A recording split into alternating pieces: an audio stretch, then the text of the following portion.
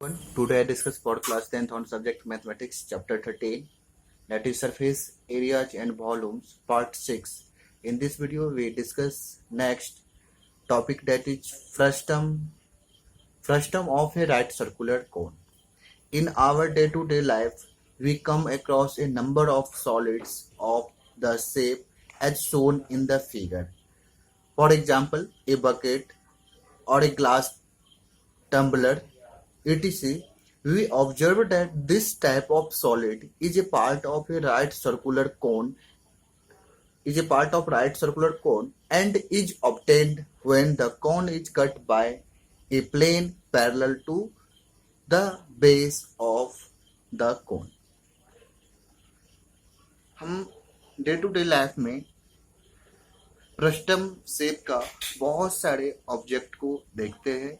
यह फ्रस्टम जो है वह एक पार्ट है राइट सर्कुलर कोन का एक पार्ट है, एक टुकड़ा है, एक पीस है, और यह ऑब्टेन होता है या हमें जो मिलता है वह कोन को अगर उसके बेस के पैरेलल एक प्लेन से हम बेस के पैरेलल एक प्लेन से कट करें तो हमें फ्रस्टम मिलेगा. ठीक है, जैसे ये कोन है, ये भी कोन है और इसका बेस ये सर्कुलर रीजन है और इसके सर्कुलर रीजन के पैरेलल एक प्लेन से अगर इसके किसी भी पोर्शन से कट कर दे तो कट करने के बाद नीचे वाला जो पोर्शन होगा वो फ्रस्टम का एक शेप होगा.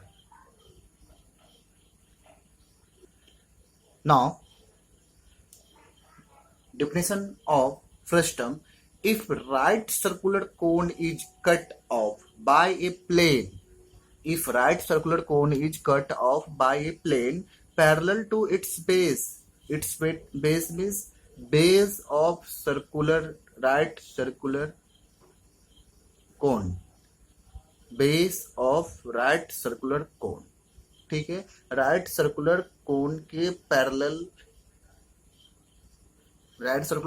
के बेस के पैरेलल एक प्लेन से जब एक राइट सर्कुलर कोन को हम कट ऑफ करते हैं, then the portion of the cone between the plane and the base of the cone is called a frustum of कोन.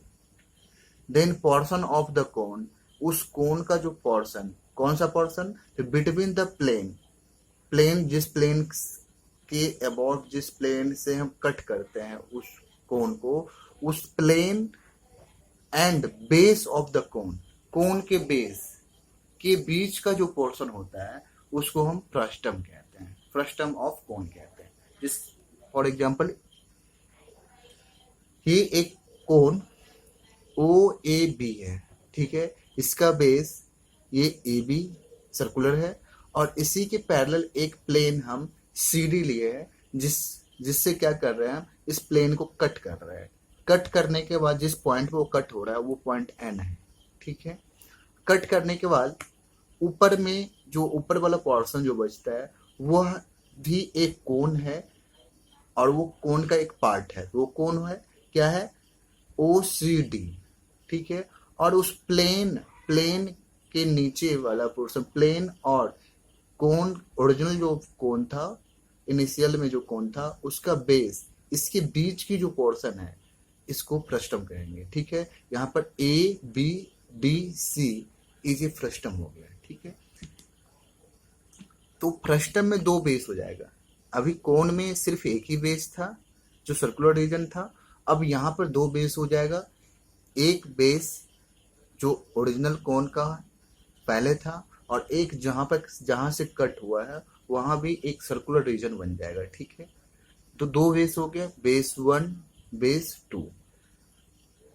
अब ये पूरे जो पोर्शन था, पार्ट ये कोन का जो प्लेन से कट करने के बाद मिला, ये जो नीचे वाला पोर्शन है ये हो गया फ्रस्टम और इसकी जो हाइट है ये हो गया NM हो गया इस फ्रस्टम की हाइट. कोन की एक्चुअल हाइट थी OM हो गया एक्चुअल हाइट ऑफ कोन. लेकिन फ्रस्टम की हाइट हो गई NM, ठीक है। और दूसरा जो पार्ट जो कोन हुआ, कोन जो कट के हुआ, उसका हाइट हो गया ON, ठीक है। तो नाउ यहाँ से हम हाइट ऑफ फ्रस्टम फाइंड कर सकते हैं। तो क्या हो जाएगा, फर्स्ट यहाँ से height of frustum, height of frustum, frustum क्या हो जाएगा, ये हो जाएगा NM है, क्या हो जाएगा NM इज इक्वल टू क्या हो जाएगा, हाइट ऑफ कोन OAB, ये इक्वल टू हो जाएगा हाइट ऑफ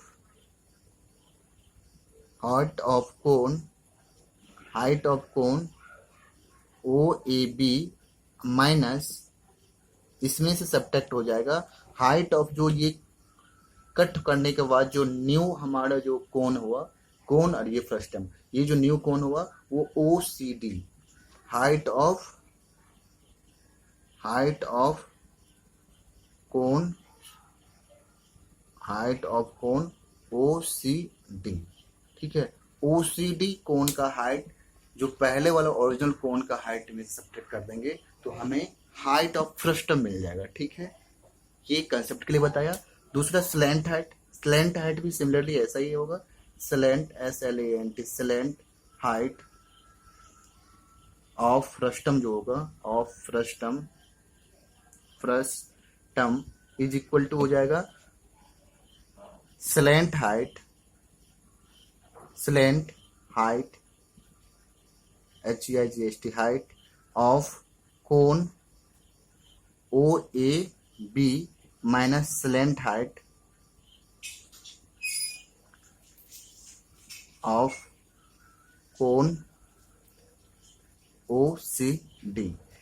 चलिए, स्लैंट हाइट ऑफ OAB क्या हो गया, स्लैंट हाइट ऑफ OAB हो गया OB या OA, और स्लैंट हाइट ऑफ OCD क्या हो गया OD या OC। हाइट में क्या हो गया OM हो गया, इसका ON हो गया, ये कट करने के बाद वाला कोन का। तो इस तरह से हाइट और स्लैंट हाइट जिसका यूज हमें फॉर्मूला में जरूरत पड़ेगा, ठीक है। Now next we will study about volume of a frustum of a right circular cone.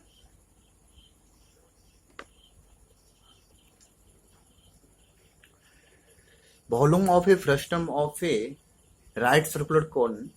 For this, let H be the height and R1 and R2 be the radii of two bases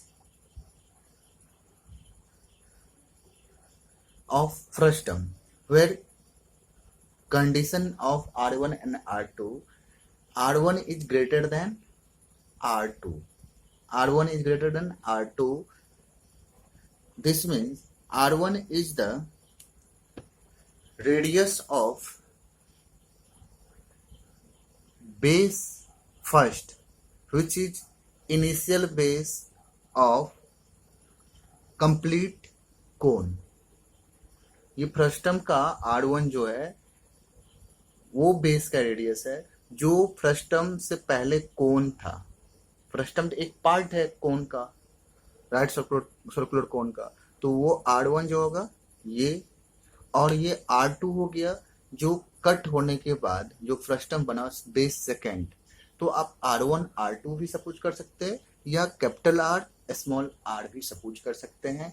main है कि हमको concept समझना है कि formula कैसे drive किया जाता है। फॉर्मूला आप याद करेंगे तो आपसे गलती हो सकती है, इसलिए याद करें। याद करने के साथ ही साथ आपको कंसेप्ट लॉजिक को समझना जरूरी है ताकि आप खुद से फॉर्मूला को ड्राइव कर सके, ठीक है।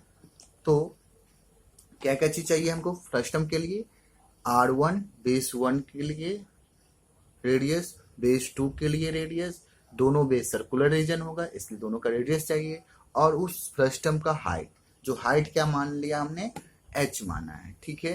तो h be the height and R1 and R2 be the radii of two bases such that in the condition of R1 and R2 of frustum of right circular cone. The frustum is made from the complete cone O A B. Frustum जो है वह complete cone O A B से बना है। देखिए ओ A B ये कोन है, इससे बना है। By cutting the conical part O C D. यह ओ ए बी से ओ सी डी एक कोनिकल पार्ट के कटिंग से बना है। तो यहाँ पर हमको जो इनिशियल में कंप्लीट कोन जो था उसका हाइट भी हमें मानना पड़ेगा, और जो कोनिकल पार्ट कट हुआ है उसका भी हाइट। तो इस दोनों का हाइट का डिफरेंस जो होगा वह हो जाएगा आपका फ्रस्टम का हाइट, जो एच माने हैं। तो लेट h1 मान लिया हम be the height of initial या और ओरिजिनल या और complete cone OAD and h2 be the height of conical part that is cone OCD. Now हमें क्या होगा फॉर्मूला पे वॉल्यूम को फाइंड करना है। वॉल्यूम के लिए हम फॉर्मूला ड्राइव कर रहे हैं। तो वॉल्यूम के लिए 1/3 पाई आर स्क्वायर एच होता है। किसका वॉल्यूम? तो कोन का 1/3 पाई आर स्क्वायर एच। ठीक है, तो आर हमें यहाँ 2 है और एच जो H1 और H2 की हेल्प से आएगा। तो हमको H1 और H2 फॉर्मूला में नहीं चाहिए, तो हमको H1 और H2 की वैल्यू हमको R1 और R2 में हमको फाइंड करना पड़ेगा। H1 और H2 की वैल्यू R1, R2 और H में फाइंड करना पड़ेगा। ठीक है, तो अब यहाँ से हम H की वैल्यू और R1, R2 ये तीनों की वैल्यू से हम फॉर्मूला ड्राइव कर पाएंगे। तो सबसे पहले हम लोग यहाँ क्या करेंगे, तो इसके लिए रिलेशन H1 और H2 में फाइंड करने के लिए H1 H2 को H के फॉर्म में, R1 R2 ये तीनों फॉर्म में ड्राइव करने के लिए हमको यहाँ देखना पड़ेगा कि यहाँ पर एक ये जो है हाइट है ये राइट एंगल बना रहा है, यहाँ भी राइट एंगल बना रहा है। तो यहाँ 2 राइट एंगल ट्रायंगल हो गया OND और दूसरा हो गया OMB। ये दोनों राइट एंगल ट्रायंगल को हम सिमिलर ट्रायंगल कह सकते हैं। कैसे? तो देखिए ये राइट एंगल है, इसमें भी ये राइट एंगल है, ये एंगल O कॉमन एंगल है। तो जब किसी ट्रायंगल में कॉरस्पॉन्डिंग 2 एंगल अगर इक्वल हो जाए तो तीसरा angle properties of sum of angles के कंसेप्ट से तीसरा एंगल भी इक्वल हो जाएगा। तो बाय ए हम कह सकते हैं कि ये ट्रायंगल OND और ट्रायंगल OMB क्या हो जाएगा? सिमिलर होगा। तो सिंस हम लिख सकते हैं यहाँ से triangle OND similar triangle OMB by AA। ठीक है, अब यहाँ से जब दो ट्रायंगल सिमिलर होगा तो उसके कॉरस्पॉन्डिंग साइड्स का रेशियो क्या होगा? वह इक्वल होगा। कॉरस्पॉन्डिंग साइड का रेशियो, तो यहाँ से हम ND ये हो गया बेस टू का रेडियस। ND यहाँ से अगर लिए तो ND का यहाँ होगा जाएगा MB, यानी बेस का रेडियस ये क्या हो जाएगा? ON, जो क्या है? परपेंडिकुलर का काम कर रहा है इस ट्रायंगल में, और इस ट्रायंगल में परपेंडिकुलर काम कर रहा है OM। ठीक है, ON क्या हो जाएगा? ON हो जाएगा आपका H2 और OM हो जाएगा H1। ठीक है, H1 हो गया इनिशियल कोण जो था, और ये ND हो गया आपको R2 और ये हो गया MD हो गया आपका R1 हो गया इनिशियल रेडियस, जो शुरू में रेडियस था बेस 1 का। ठीक है, और ये जो है इसको हम कह सकते हैं इस तरह से। अब हम पुट कर देंगे ND मीन्स क्या हो गया? ND मीन्स हो गया R2 divided by MD means क्या हो गया? R1 इज इक्वल टू क्या हो जाएगा? ON मतलब H2 height of conical part जो हो गया है कोन वो R divide by O M, O मतलब H1, यानी कंप्लीट जो कोण था, इनिशियल जो कोण था उसका हाइट। तो ये हमको यहाँ से रिलेशन मिल गया, ठीक है।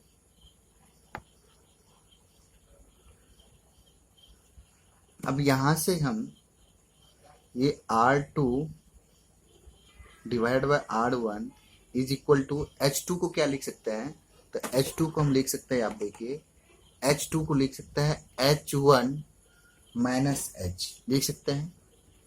ये H हो गया, ये फ्रस्टम वाले पार्ट का हाइट, तो H2 को हम लिख सकते हैं H1 माइनस H, ठीक है। ये लिख देते हैं, यहाँ पे लिख देते हैं H1 minus H divided by H1। यहाँ से क्या हो जाएगा, तो R2 bye R1 is equal to, यहाँ से अगर हम इसको सेपरेट करेंगे, अलग अलग करेंगे, तो 1 माइनस H बाय H1 हो जाएगा, ठीक है।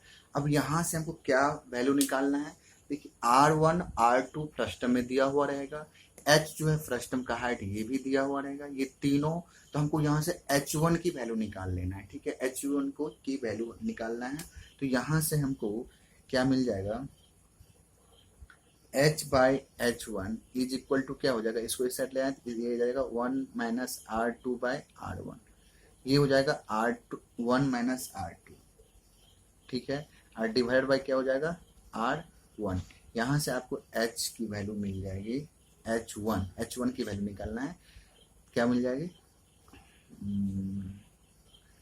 R1H divide by R1 minus R2, ये हो गया यहाँ से H1 की वैल्यू। ये H1 की वैल्यू इसलिए निकाले क्योंकि हमको कुछ फ्रस्टम का सिर्फ हाइट दिया हुआ रहेगा, ठीक है, हाइट दिया हुआ रहेगा, तो वो हाइट हमको ओरिजिनल कोन जो है उसकी हाइट और जो कोनिकल पार्ट जो हो गया उसकी हाइट का डिफरेंस होगा, ठीक है, इसलिए H1 यहाँ पर निकालिए जिसकी हम जरूरत पड़ेगी। नाउ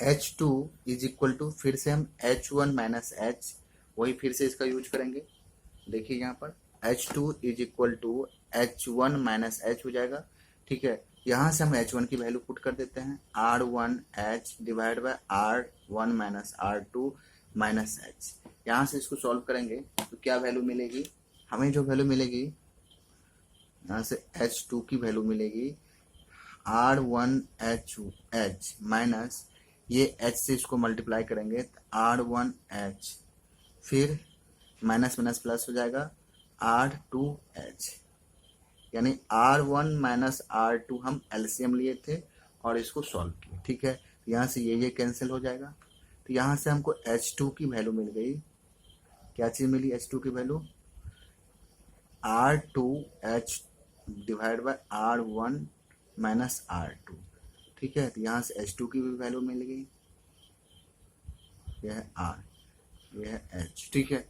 तो H1 की value R1H divide by R1 minus R2 और H2 की वैल्यू हो गई R2H divided by R1 minus R2, दोनों का डिनोमिनेटर सेम है, नोमिनेटर में H2 है तो R2 आया है और H1 है तो नोमिनेटर में यहाँ R1 आया है, ठीक है। नोमिनेटर H1 तो R1 और यहाँ पर नोमिनेटर H2 तो R2, ठीक है। तो ये H1 H2 in terms of R1 R2 H के फॉर्म में हम फाइंड कर लिए। अब हम फॉर्मूला लगाएंगे, ठीक है, फॉर्मूला आप डिराइव करेंगे। नाउ वॉल्यूम ऑफ फ्रस्टम क्या हो जाएगा, इज इक्वल टू हो जाएगा वॉल्यूम ऑफ कोन, शुरू में कौन था, तो OAB था, minus volume of cone OCD हो गया है।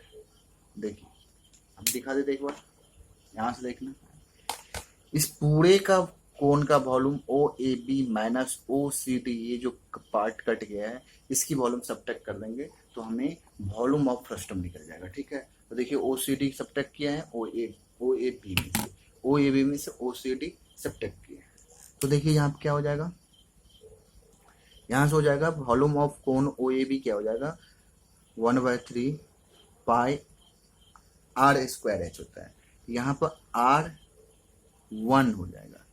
ठीक है, इनिशियल बेस था R1 स्क्वायर और H1 हाइट जो है शुरू वाले का H1 है। अब यहाँ पर वैल्यू पुट करेंगे, पहले यहाँ रियल वैल्यू लिख लेते हैं, -1/3 पाई R2, चूंकि ये जो है बेस OCD इसका R2 है, आप देख सकते हो यहाँ पर क्या क्या है R2 है। ठीक है, ये शुरुआत वाला का R1 है। ठीक है, R2 का स्क्वायर, R2 का स्क्वायर,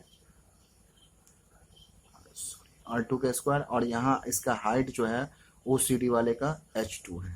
ठीक है, अब यहाँ वैल्यू पुट करेंगे, तो वैल्यू पुट करते हैं, तो ये हो जाएगा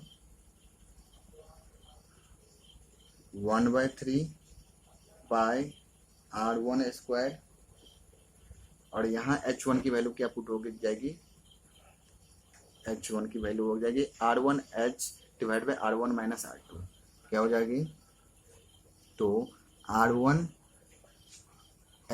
divide by R1 minus R2, ये हो गया -1/3 पाई R2 स्क्वायर, यहाँ R2H और R1 माइनस R2, ये वैल्यू पुट कर दिए, H1 और H2 का वैल्यू हम यहाँ पुट कर दिए।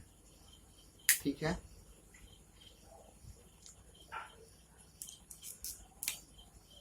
अब नेक्स्ट जो है यहाँ से हम कुछ कॉमन लेंगे कैलकुलेशन को इजी करने के लिए, तो देखिए यहाँ से हो जाएगा, सॉरी यहाँ इम्प्लाई कट नहीं होगा, इक्वल होगा, यहाँ से इक्वल हो जाएगा 1/3 दोनों में है, पाई भी दोनों के पास है, R1 यहाँ R2 है ये कॉमन नहीं ले सकते, H यहाँ H कॉमन ले सकते हैं, तो 1/3 पाई H हम क्या कर लिए कॉमन ले लिए, और साथ ही साथ डिनोमीटर में भी R1 माइनस R2 यहाँ भी है, R1 माइनस R2 यहाँ भी है, तो इसको भी कॉमन ले लेते हैं, तो R1 माइनस R2। ठीक है, ये हम कॉमन ले लेंगे, यहाँ पर 1/3 ऐसा लिख देते हैं। ठीक है, 1/3 ये कॉमन लिया हुआ है। चलिए अब यहाँ बचेगा क्या, तो R1 स्क्वायर है, ये R1 का क्यूब हो जाएगा, माइनस ये कॉमन, ये R2 का स्क्वायर R2, तो R2 का क्यूब हो जाएगा, बस यही बचेगा। ठीक है, अब यहाँ पर हम क्या करेंगे, पाई H bye R1 minus R2। ठीक है, अब इसको A Q minus B Q formula पर हम ड्राइव करेंगे। ठीक है, तो A Q minus B Q formula करेंगे ड्राइव, तो यहाँ से हो जाएगा A Q minus B Q बराबर होता है A minus A minus B into A square R1 square plus A B plus B square R2 square, ये हो जाएगा। तो यहाँ से ये और ये कैंसिल आउट हो गया, तो बचा क्या 1/3 पाई H into R1 square plus R2 square plus R1 into R2। इस तरह से ये हमको फॉर्मूला मिल गया, यहाँ से ये वॉल्यूम ऑफ फ्रस्टम क्या मिल गया 1/3 पाई H, तो ये आपका वॉल्यूम का फॉर्मूला हो गया। ठीक है, वॉल्यूम का ये आपका फॉर्मूला हो गया फ्रस्टम के लिए। अब इसको थोड़ा सा और एक्सप्लेन कर सकते हैं हम, यहां से हम कर सकते हैं इसको H को अंदर कर देते हैं। ठीक है, तो यहाँ बच जाएगा 1H, that means H by pi को अंदर करेंगे। ठीक है, यहाँ पाई को अंदर करेंगे, तो पाई को अंदर कर देंगे तो H/3 बच जाएगा। ठीक है, यहाँ बच जाएगा पाई R1 स्क्वायर। क्यों कैसा कर रहे हैं, क्योंकि पाई R1 स्क्वायर ये जो है एरिया हो जाएगा ऑफ बेस हो जाएगा। सिमिलरली फिर पाई से मल्टीप्लाई करेंगे इसको, तो पाई R2 square area of base 2 हो जाएगा। ठीक है, और फिर पाई R1 R2 ये हो जाएगा, पाई को हम जो है अंदर कर दिए। ठीक है, पाई से मल्टीप्लाई कर दिए, ब्रैकेट में जो भी था उसे मल्टीप्लाई कर दिए। अब इसको हम थोड़ा सा एक्सप्लेन करना चाहें तो ये हो जाएगा h/3, इसको हम ऐसे ही रहने देते हैं πr1² πr2²। इसको हम इसके फॉर्म में एडजस्ट करना चाहते हैं, इसको कैसे लिख सकते हैं? हम लिख सकते हैं प्लस ऐसे πr1 का स्क्वायर इंटू πr2 का स्क्वायर, इस तरह से लिख सकते हैं। ठीक है, क्योंकि देखिए 2 पाई है तो एक पाई बाहर आ जाएगा, r1² है तो ये r1 हो जाएगा, r2² है ये बाहर आएगा, r2 हो जाएगा। यानी इसको हम इस तरह से लिख सकते हैं। ऐसा क्यों लिखे? क्योंकि ये भी इसी टर्म में आ गया, इसी फॉर्म में आ गया। तो अब यहाँ से हम लिख सकते हैं h/3 हाइट/3। ठीक है, यहाँ से क्या हो जाएगा? ये हो जाएगा area of base, area of base 1 plus area of base 2 plus root under area of base 1 into area of base 2। ठीक है, ये रूट के अंदर ही है। तो ये आपका जो है फॉर्मूला हो गया वॉल्यूम का। तो 2 फॉर्मूला हो गया। ठीक है, क्या किया? तो एक तो आपको h चाहिए, r1 चाहिए, r2 चाहिए, दोनों फार्मूला में यही चाहिए, बस सेंस थोड़ा अलग अलग है। यहाँ पर 1/3 पाई h, यानी 1/3 पाई h, r1 का स्क्वायर करेंगे, r2 का स्क्वायर करेंगे, r1 इंटू r2 करेंगे। ये भी काफ़ी इजी है। और अगर आपको बेस का एरिया दिया हुआ है तो बेस फर्स्ट का एरिया निकालेंगे, फिर बेस सेकंड का एरिया निकालेंगे, फिर बेस फर्स्ट और सेकंड का एरिया का मल्टीपल का स्क्वायर रूट करेंगे। तो ये थोड़ा सा लेंदी होगा, लेकिन लॉजिक समझने के लिए हम यहाँ पर एक्सप्लेन किए हैं। ठीक है, तो नेक्स्ट वीडियो में हम लोग curve surface area of frustum पढ़ेंगे एंड